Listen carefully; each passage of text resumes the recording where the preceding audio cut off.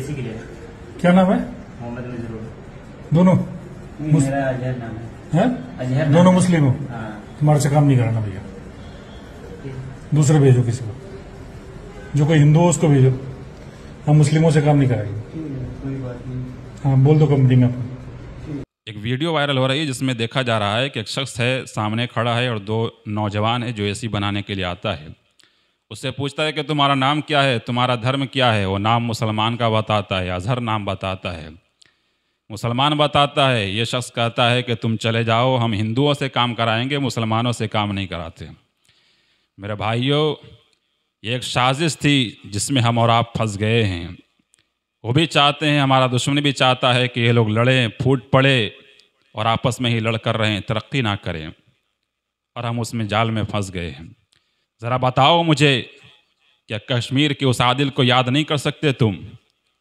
क्या वो कश्मीरी आदिल, उसने कभी ये सोचा था कि मेरे पीछे जो खड़ा है मैं उससे नाम पूछूं कि तेरा नाम क्या है, पूछूं कि तेरा धर्म क्या है? नहीं, उसने सीने पे गोली खाई और घुसपैठियों से कहा और आतंकवादियों से कहा, उनसे कहा जो आए थे गोली चलाने के लिए, उनसे कहा कि पहले मेरे सीने पे गोली चलाओ, मेरे सीने को छलनी करो, फिर सामने वाले हिंदू भाइयों पे तुम हमला करना।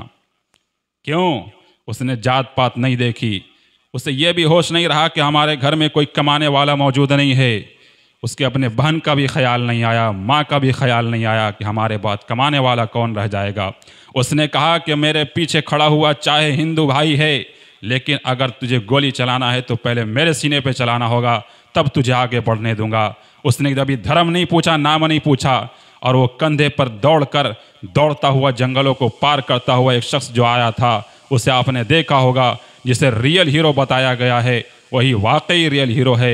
उसने जब इंटरव्यू दिया तो उसने ये कहा कि मैंने ये नहीं पूछा कि तेरा नाम क्या है, मैंने देखा कि वो परेशानी के आलम में है, मैंने कंधे पे उठाया और दौड़कर भागना शुरू कर दिया कि शायद मैं इसकी जान बचा सकूंगा। मीडिया वाले ने पूछा कि बताओ तुमने उसका नाम पूछा था? उसने कहा वाह साहब, हमारे पास इतना टाइम नहीं था, हमने इंसान देखा, इंसानियत देखी, हमने कंधे पे उठाया और लेकर दौड़ गए और उसे पहुंचाया। और हद तो ये हुई कि सबसे कट्टर जो मुसलमानों की दुश्मन टीम है, एक लीडर कहता है, ट्वीट करके कहता है, आपने हमारी जान बचा ली, बहुत बहुत शुक्रिया।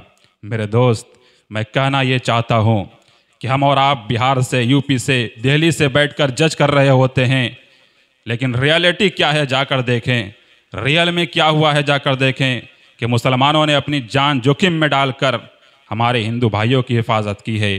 पता ये चलता है कि कोई भी किसी का धर्म और जाति नहीं देखता। हम और आप दूर से बैठकर गोदी मीडिया के चंगुल में फंसकर धर्म और जाति की लड़ाई में लड़ रहे हैं। खुदारा ये बंद कर दो। इस लड़ाई में सिर्फ हमारा और आपका नहीं जाएगा, बल्कि हमारा मुल्क हिंदुस्तान बर्बाद होगा। हमारे संविधान को जो लोग खोखला कर रहे हैं, उनसे मिलकर लड़ने की ज़रूरत है। जो दुश्मन ये चाह रहे हैं कि इनमें फूट डाला जाए, हमको इत्तेहाद और इत्तिफाक रहकर, इत्तेहाद और इत्तिफाक पैदा करके उनके मुंह पर तमाचा मारना ज़रूरी है। मैं दुआ करता हूँ कि अल्लाह तबारक व तआला हमारे इस मुल्क में अमन व अमान कायम रखे और अल्लाह हमारे इस मुल्क की हिफाजत फरमाए। आमीन। अस्सलामु अलैकुम व रहमतुल्लाहि व बरकातुहू।